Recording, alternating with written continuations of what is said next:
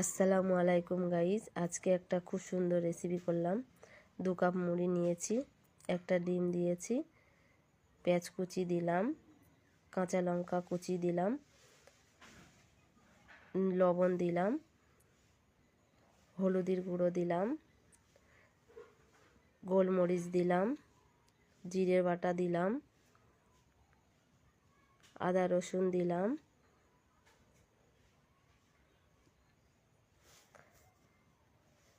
2 cup বেসন দিয়েছি।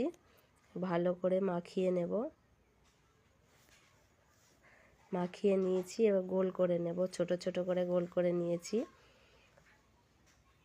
তেল গরম করে নেব, নিয়ে একটা একটা করে সব ছেড়ে দিলাম।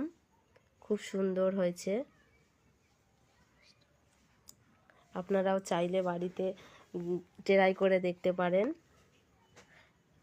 উল্টে নিয়েছি, দেখেন কত সুন্দর কালার এসছে। এবার তুলে নেব। আপনারা সস দিয়েও খেতে পারেন, শুধুও খেতে পারেন। খুব সুন্দর।